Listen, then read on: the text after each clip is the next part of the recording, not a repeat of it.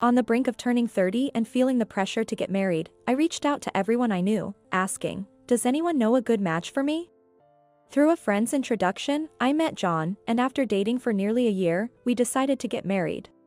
2 months into our marriage, I was at my breaking point. I wanted a divorce as soon as possible. There were a few red flags while we were dating, but my desire to get married was so strong that I turned a blind eye to all of John's flaws. It's true what they say, hindsight is 20/20ths. My name is Mia, and I'm a 29-year-old nurse. John, who is 8 years my senior, turned out to be a boastful and incredible liar. First off, his job title was a lie. John was actually just a supermarket employee with no specific position. I didn't intend to judge based on occupation, but he had claimed to be the store manager while we were dating, and given he was 37 years old, I naturally believed him.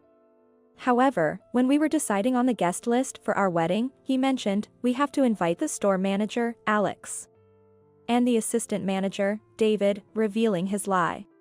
"Wait, I thought you said you were the manager?" When I confronted John, he casually revealed, "I never said that. I mentioned I'd eventually become the manager." What? You lied? I was shocked and felt betrayed. But the wedding venue was already booked, and we had already introduced each other's families. "If you really mind, we don't have to get married," John said, threateningly. Regretfully, I replied, "No, let's get married," which I now realize was a mistake. "You didn't fall for my job title, you fell for me, right? The details don't matter. Just follow me without fuss." Is that so? John tried to act confident and cool, but frankly, it was anything but. Then why lie about being a manager in the first place? I wanted to point that out, but I kept quiet to avoid an argument. The next lie was about our living situation. This lie led to us living with his parents. Both John and I had been living with our own parents before marriage, but I had suggested, "Let's build a house halfway between our parents' homes when we get married." I've always dreamed of owning a detached family house. Growing up in a dilapidated rental house, I knew I wanted my own place once I was married. I had been diligently saving for this goal. John readily agreed, so visiting housing exhibitions and real estate agents became a regular part of our dates. But when it was time to narrow down our options, should we go with the place we saw last week? Being near an elementary school would be good, right? When I asked, John began, "My sister says she doesn't want to live near an elementary school because it's noisy. She prefers being close to a convenience store. And my mom wants to be near a hospital. My dad doesn't care where we live as long as there's space to display his puzzles. Why are your sister, mother, and father's preferences coming into this?" I was shocked because I had assumed it would be just the two of us. "What? You knew this, right? I'm the eldest son. It's obvious we're going to build a new duplex for the family to live together." This was completely new to me. I had always discussed with John about just the two of us living together, and I thought he was on board. If that's the case, I'm the eldest daughter, and my mother is alone at home. Your family has both your parents, remember? You're a woman, and I'm a man, it's different. Besides, your mother is okay with her daughter getting married, right? That's true, but I wasn't informed about this. As an only daughter, I was concerned about my mother living alone, and had initially considered marrying someone who would join our family. But finding a man who met the criteria proved difficult. After my mother told me, "I'll be fine, so put your happiness first," I started dating John. I didn't mention it, but you know, my sister doesn't work, and my parents are living on their pension. As the eldest son's family, it's our duty to support them. Wait a minute. Don't include me in this so casually. I might come to terms with living with my in-laws, but having his sister live with us too is something I can't accept. Despite being in a neat status since her high school days, his sister isn't suffering from any illness, she's perfectly healthy. She says she doesn't want to work because she prefers to enjoy life. His mother shared similar traits with his sister, and his father, though quiet, would just watch TV and work on his puzzles all day without doing any housework. Huh? You're the wife of the eldest son. Are you saying you have no intention of supporting the family? I was speechless. Was this man serious? Then he should support them within his own means. My dream of a brand new single-family home was quickly deflating. John remained firm, "I'm not backing down. If you don't like it, we can just get a divorce. So for now, I'll move in with your family."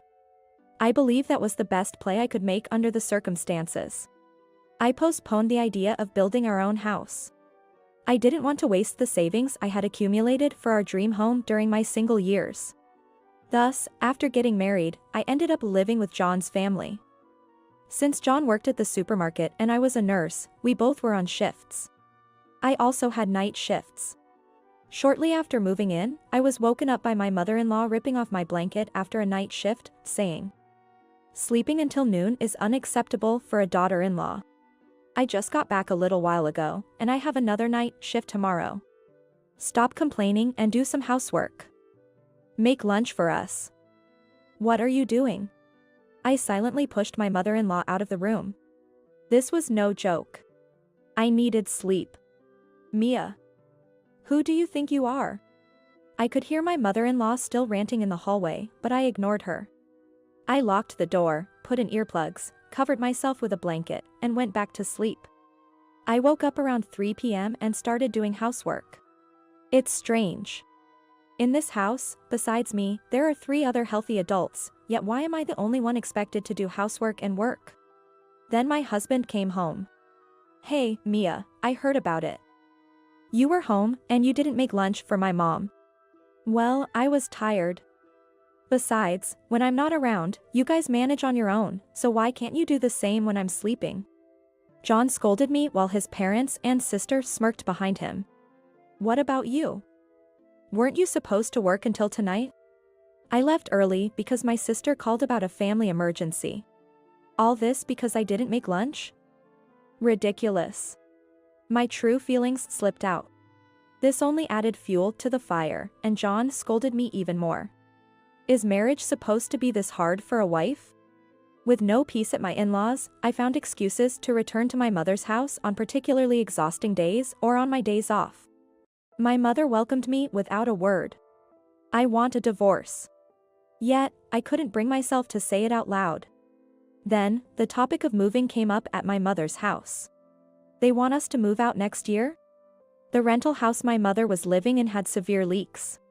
The landlord decided it would be better to demolish it rather than undertake major repairs. That's right. It's not immediate, but you know, there are the rescue cats. We need a pet-friendly apartment. After my father passed away, my mother started volunteering to temporarily foster abandoned or lost cats. Though we lived in a rental, it was an old house nearly 50 years old, and the landlord was understanding. "Then I'll help look too." It was a great excuse to fill my time on days off. It would help my mother, and I loved looking at properties. It was killing not 2, but 3 birds with 1 stone. While visiting various real estate agencies, my mother muttered, "A detached family house is just a pipe dream." Wait a minute. It hit me suddenly. A divorce would solve everything. A house is a lifetime investment, and I want to live with someone I truly want to be with. Oh. Cat Ears Construction? It was a construction company we stumbled upon by chance, but the sign had a cat picture on it. And a banner at the entrance read, "Homes for Cat Lovers." We couldn't help but go inside. The clerk, a very friendly woman, enthusiastically explained their offerings, including a catio, an outdoor cage for cats. I thought cats were strictly indoor pets. But it turns out they offer sunrooms for cats who enjoy sunbathing and large cages that allow cats to safely go outside through a special door. We listened intently and left with a bunch of brochures. As we left the store, I declared, "I'm going to get divorced and live with you, Mom." That came out of nowhere. My mom was surprised but didn't say anything more. I can't imagine John, his parents, or his sister changing for the better, and the mistreatment will likely get worse. I have no intention of just nodding along anymore. By the time I got home, it was already evening. I hurriedly started preparing dinner. I put the brochures in a bag and left them on the sofa to look at later. The laundry I did in the morning was still there. And the kitchen table was littered with the remains of the frozen pizzas and forks my in-laws and sister-in-law had for lunch. "You're the wife. How long do you plan to loaf around? I'm starving. Sorry about that. But your sister could have made something, you know. What? That's ridiculous. My sister-in-law was visibly upset, but I decided not to let it bother me. We'll be strangers soon anyway. Later that night, my husband came home and scolded me, "Hey. There's only $700 in the account for this month's expenses." I lied, "Oh, sorry. There was some administrative issue at work, so my salary will be delayed." "All right then. Make sure to deposit it as soon as you get paid, or it's divorce for us." "Sure," I replied. Last month, when we started living together, we discussed how to handle the household expenses. John insisted that I contribute almost my entire salary of $2,500, while he would only put in $700. He planned to keep the rest as his allowance, but I couldn't agree to that. I insisted on equal contributions, and through various means, I've only been depositing $700 for the past 2 months. Life continued much the same for a while. I consulted a lawyer, prepared for divorce, sorted my belongings, and kept busy with work and organizing my parents' home. John, who usually has different days off, recently started going out more often with his parents and sometimes even his sister. I found it odd, but it was convenient for me. Then, one day, John said, "I've bought a new duplex. We're going to sign the mortgage next Monday. Just so you know, if you oppose this, we divorce." He even showed me the divorce papers, very considerately. A house. What do you mean? You brought home those housing brochures, right? I went with a different major builder, but it's still based on what you wanted. So you'll need to use all your savings. Indeed, I had talked about saving for a home when we were looking at properties. Can I see those divorce papers, please? My mind went blank with shock, but this was actually an opportunity. I meekly looked down and took the divorce papers. Skimming through, I saw it was already filled in. I had to stop myself from laughing. John didn't know I was preparing for divorce, so he thought threatening me with the one thing he believed I'd hate the most would make me comply. Too sweet. Dreading divorce was a thing of the past. Now, I couldn't wait to get divorced. I immediately completed the divorce papers and submitted them early the next morning. Since I hadn't brought any large items like furniture with me and had been gradually moving my belongings out, I was able to leave without much hassle. I went straight back to my mom's house. Even though John kept calling and emailing me that night, I ignored them all. A few days later, my ex-husband showed up at my parents' home. He brought his parents and sister with him, and all of them were fuming with anger. "Hey. What's the meaning of this? Why aren't you coming home?" I simply filed for divorce because I was given the divorce papers. I answered nonchalantly. "Don't mess around. I even built a house for us." "Well, you built that house without consulting me and threatened me with divorce if I objected." "That was your decision," I reminded him. Perhaps because we were at my mom's house, my mother-in-law was unusually quiet and tried to claim John must have been joking. Filling in divorce papers as a joke is not funny. Our personalities don't match at all, so I'll take this opportunity to divorce. Irreconcilable differences are the #1 reason for divorce, you know. My sister-in-law also chimed in, "We'll be in trouble without you. Who's going to provide for us? Who's going to pay the mortgage?" "Well, that's something your family needs to figure out on your own. I'm a stranger now. Besides, why should I have to take care of a perfectly healthy sister-in-law?" I retorted. My father-in-law glared at me in silence. "I never thought you could be so cold." John exclaimed. "Hey, look. That sounds like a difference in values, doesn't it?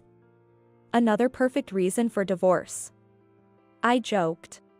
When I consulted with a lawyer, I was informed that simply citing irreconcilable differences or a clash of values isn't usually enough to easily obtain a divorce. However, in John's case, he lied about his job and income, and his everyday attitude spells verbal abuse. He tried to unilaterally force me to cover all living expenses. To top it off, he went ahead and bought a duplex on his own and then threatened me with a filled-in divorce form. So the reasons for our divorce were clear-cut. "I won't accept this divorce," John insisted.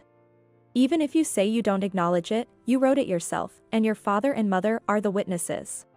I showed him the screen of my phone. It was a good thing I took a photo before submitting it to the lawyer.